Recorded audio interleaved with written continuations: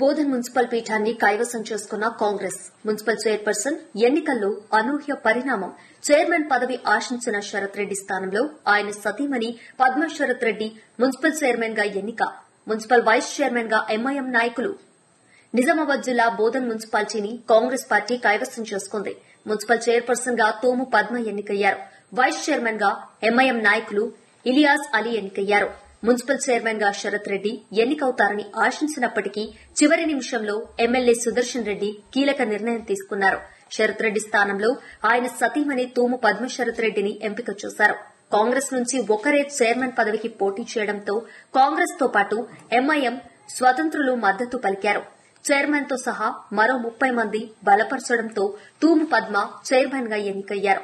Vice chairman గా MIM నుంచి ఇలియాస్ అలీ ఒకరే పోటీలో నిలవగా కాంగ్రెస్ ఎంఐఎం సభ్యులు మద్దతు తెలపడంతో ఆయన ఎన్నిక ఏకగ్రీవమైంది.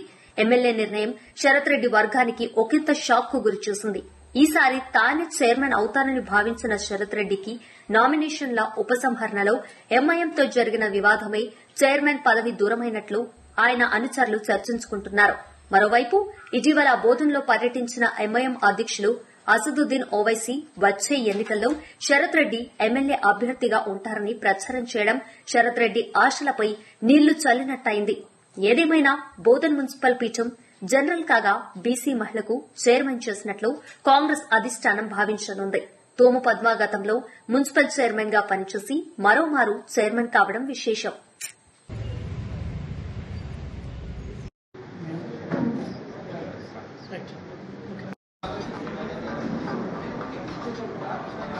రామకృష్ణ గారు మీరు పేరులో టిక్ చేయండి, తర్వాత నోట్ చేయండి.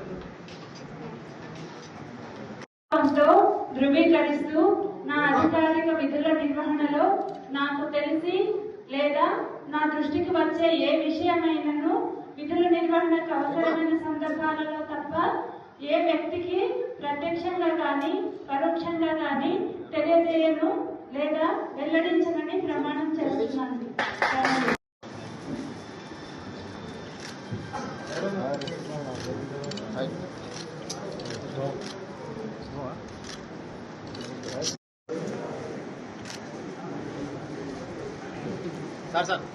సార్ ఒక్క నిమిషం.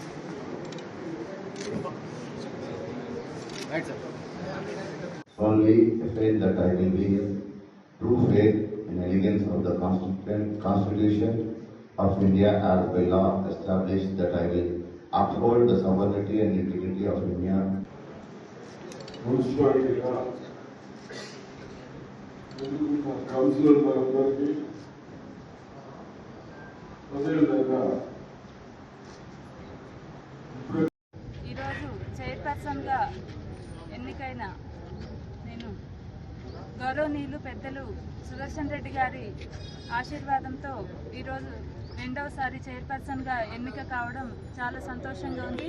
వారు మాపై పెట్టుకున్న నమ్మకాన్ని తప్పకుండా నెరవేరుస్తామని, బోధన్ పట్టణాన్ని అభివృద్ధి పదంలో నడిపిస్తామని ఈ సందర్భంగా సార్కి తెలియజేస్తా ఉన్నాము.